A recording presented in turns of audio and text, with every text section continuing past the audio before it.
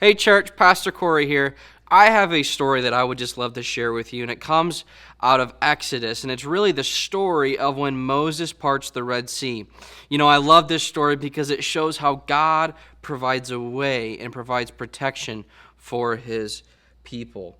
You know, and it's really interesting because we get to this point where Moses has to part the Red Sea, and it's actually after the Israelites have been permitted to leave Egypt under Pharaoh's rule. And it's really interesting because it says this in Exodus 13:21 through 22, that God was leading his people. It says this specifically. It says, "By day the Lord went ahead of them in a pillar of cloud to guide them on their way, and by night a pillar of fire to give them light, so that they could travel by day or night.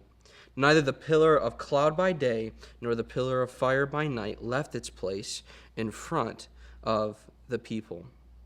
You know, I love that scripture right there, because what it shows is that God is not to the side, he's not behind, that he is right out in front of his people, leading them to where they should go.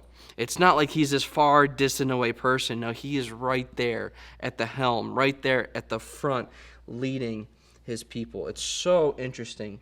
And so then we go to Exodus chapter 14, and it's interesting here because this is what happens. Israel has been wandering through the desert, and then God comes to Moses and says, "I want you to park right by the sea." And really, he tells Moses that Pharaoh's going to come after the people of Israel. So I don't know about you, but could you remain calm if the people that you just fled from, you knew were going to come and try and attack you? I don't think I could be calm.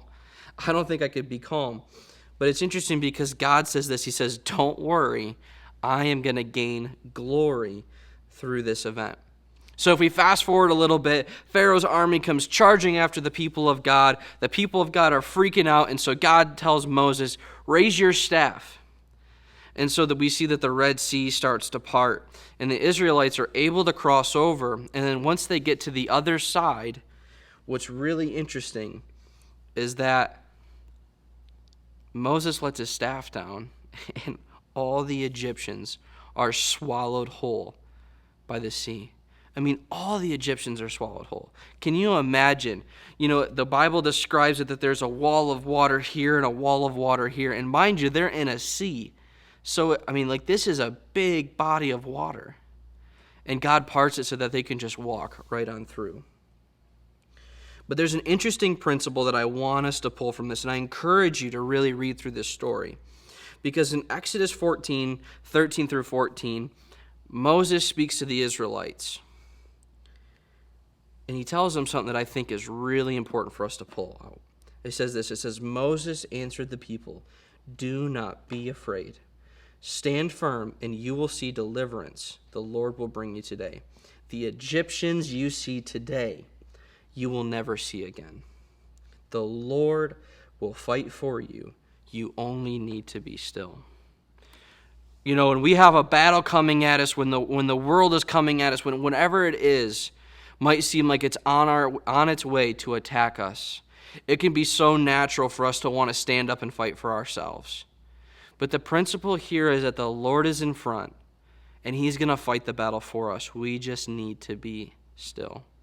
It's not easy, but he's going to do it for us. So church, I want to encourage you today. Don't worry. Rest and know that he's in control, and just be still. God bless.